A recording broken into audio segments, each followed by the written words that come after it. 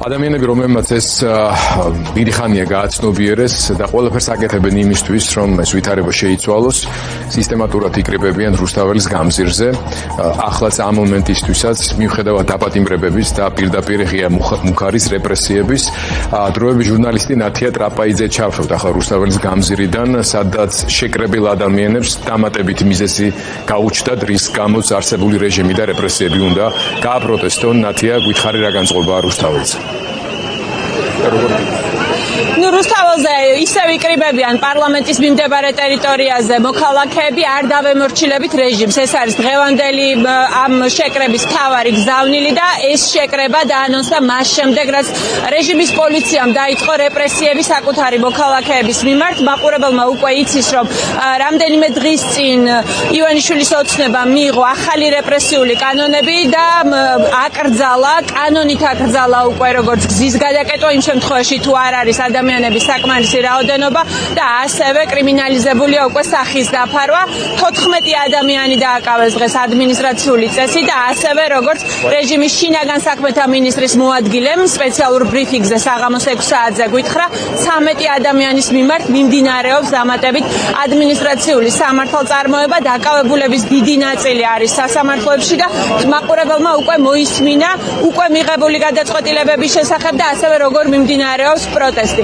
აქ მე ხა ვთხოვ, ალბათ თქვენ მეორე კადრსაც ხედავთ, მეორე კამერით, რომელიც მოდის პირდაპირ ეთერში რუსთაველის გამზირიდან, თუმცა მინდა მაინც გაჩვენოთ პარლამენტის მიმდებარედ, ანუ უშუალოდ გზის სავალ ნაწილზე, ტროტუარზე დროშებით დგანან მოქალაქეები საყვირებით და ერთადერთი შეძახილი, რომელიც აქ ცოტა ხნის წინ ისმოდა, არის თავისუფლება რეჟიმის ტყვეებს. ყველა ადამიანი, ვინც რუსთაველზე არის დღეს გამოსული, მათი მთავარი სათქმელი არის, რომ არ უნდა დაემორჩილონ რეჟიმს, რომელმაც დაიწყო უკვე რეპრესიები და რომელიც ყველაფერს აკეთებს მისი მთავარი პარტნიორის და იდეოლოგის რუსეთის კვალდაკვალ.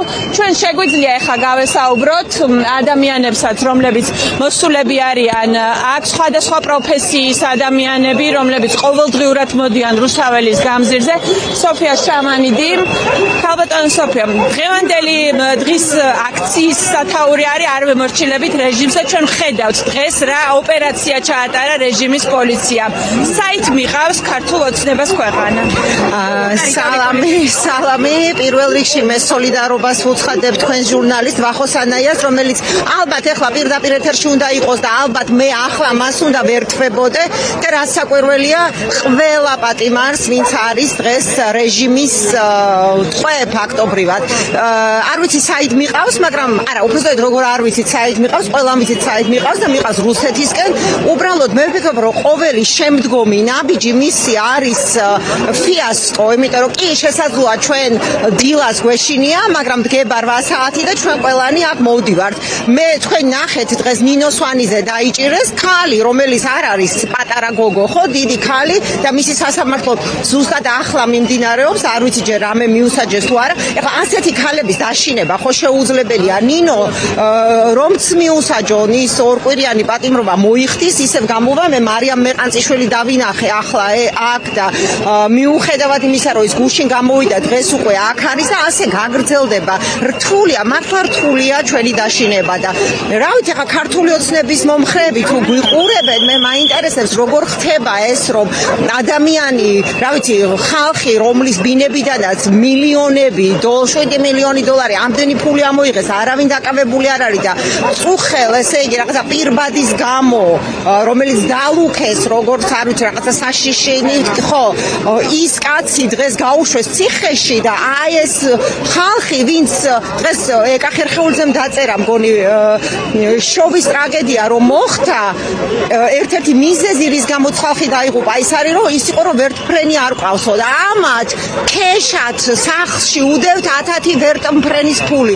ქართულმა ოცნებამ უნდა ცოტა ტვინი გამოირიცხოს მისმა მომხრეებმა და დაფიქრდნენ რაშია საქმე, იმიტომ რომ მართლა წარმოუდგენელ რაღაცას უკეთებენ მათაც, მათ შვილებს და არ ვიცი ვიცი, ჩვენ აგვიძგებით ყველა შემთხვევაში ყოველდღე და ვნახოთ რა იქნება.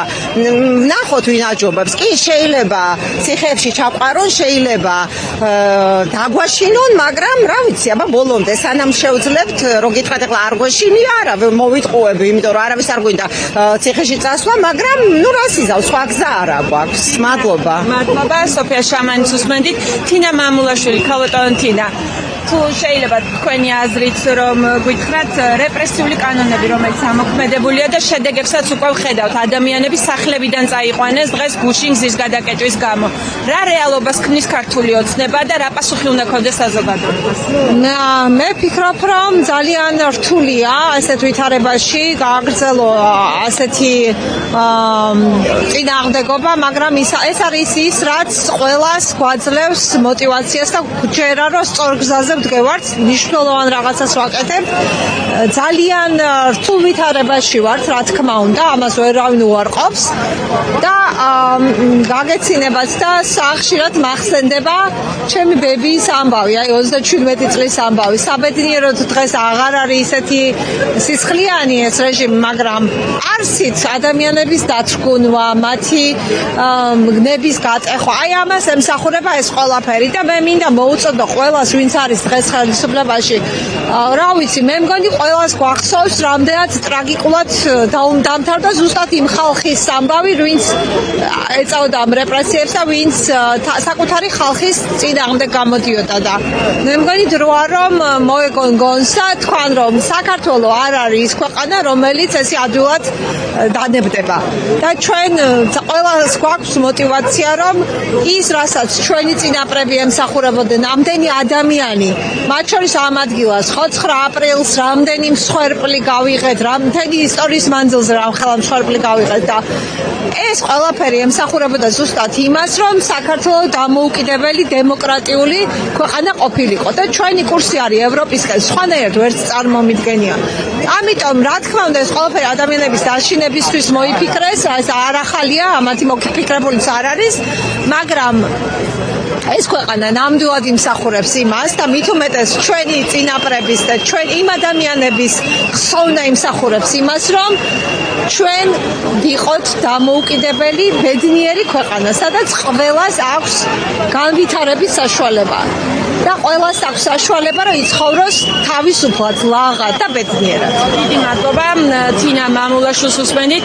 პაატა შამუგია, ბატონ პაატა პირდაპირ ეთერში ვართ და რომ გითხრათ თქვენს რეპრესიული კანონები რომელიც მოქმედებს უკვე ოცნება საკუთარ მოქალაქეებს ციხით ემუქრება ცდილობს რომ გატეხოს წინააღმდეგობა საზოგადოებაში რა შედეგი ექნება ამას ანუ იქნება თუ არა ეს რეპრესიები მაინც ზემოქმედება ნებისმიერი შედეგის მიუხედავად მე ვფიქრობ რომ არ უნდა შეწყდეს წინააღმდეგობა არ უნდა შეწყდეს პროტესტი წინააღმდეგ შემთხვევაში ხელიდან გამოგვეცლება ქვეყანა და ამ პროცესს უყურებთ ახლა როგორ გვაცლიან ქვეყანას ხელიდან როგორ გვაცლიან ჩვენი შვილების მომავალს ჩვენი შვილების უსაფრთხო მომავალს მათ შორის ეკონომიკურად უსაფრთხო მომავალს და წირავენ სიღარიბისათვის მათ ეს არ შეეხებათ ვინც აი ამ ვიწრო კლანის წევრები არიან რამდენიმე ასეული ადამიანი ისინი ისე ვიცხოვრებენ ფუფუნებაში და მათი შვილები ისე ვიცხოვრებენ მათთვის ავად სახსენებელ დასავლეთში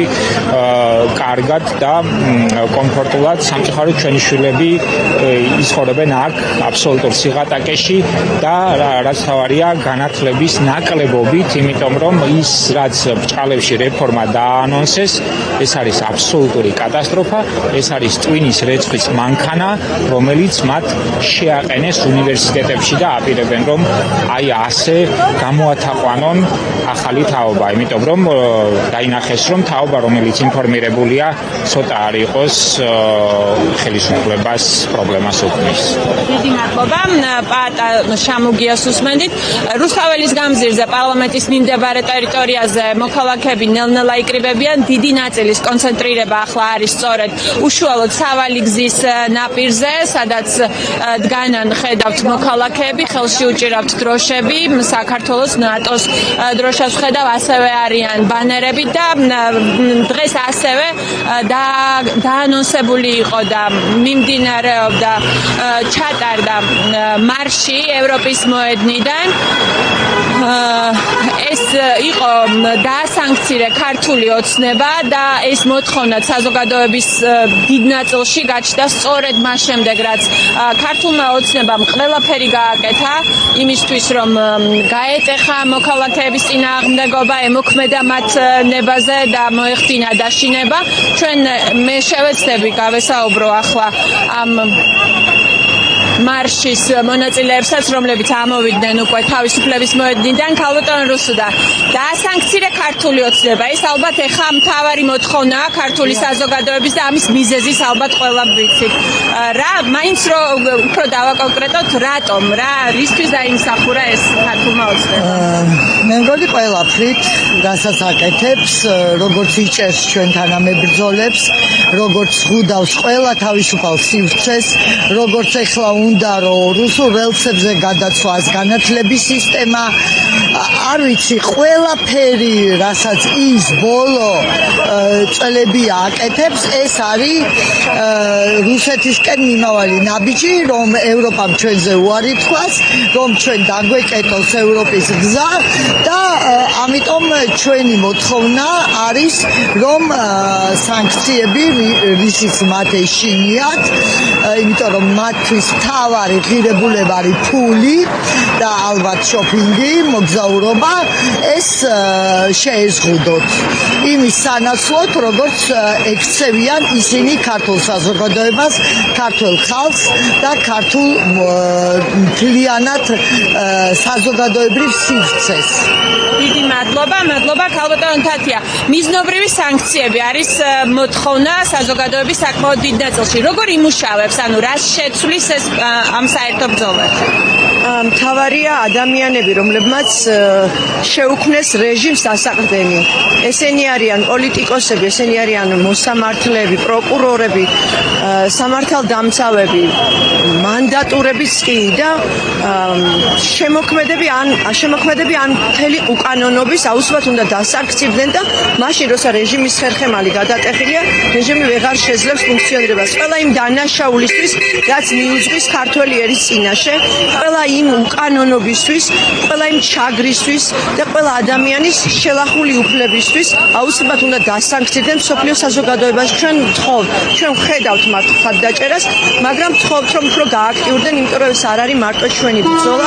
ჩვენ ეხა მარტო ვართ რუსეთის პირისპირ, ეს ხელისუფლება ემსახურება და ასრულებს რუსეთის დავალებებს, ამიტომ უნდა გამოფხიზდეს კიდევ უფრო ჩვენი მეგობრები, დასავლელი პარტნიორები და აი ამ ადამიანებს, რომლებიც უკვე 325 დღეზე მეტიად განან ქუჩაში და აპროტესტებენ ამ ყველაფერს, დაუდგნენ გვერდით და მიზნობრივად დასანქცირდეს ყველა რეჟიმის ხერხემალი და შემოქმედი. ეს არის ჩვენი მოთხოვნა მსოფლიო საზოგადოებისათვის.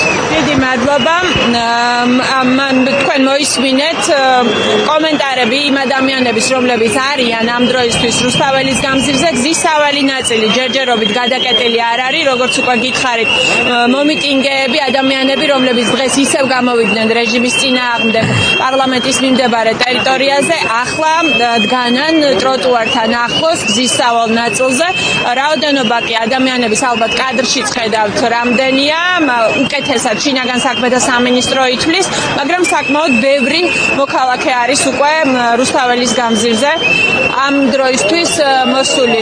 მე როგორც ჩართვაშიც მოისმინეთ თქვენს, რომ აქ არიან უკვე ის ადამიანები, რომლებიც გამოვიდნენ საპატიმროდან, მათ შორის მარიამ მეყანწიშვილი, რომელიც სისხლის სამართლის წესით დააკავა შინაგან საქმეთა სამინისტრომ გუშინ ღამევე მოხდა მისი გირაოს გადახდა, მოქალაქეებმა რა თქმა უნდა რამდენიმე წუთში მოაგროვეს საკმარისი და საჭირო თანხა და ის გამოვიდა საპატიმროდან. გზის მეორე მხარესაც დგანან აქციის მონაწილეები, ორივე მხარეს არიან ახლა სწორედ მომიტინგეები რუსთაველის გამზირზე, თუმცა ჯერჯერობით კარგი, ნათია, მადლობა. ისევ გახსნილია.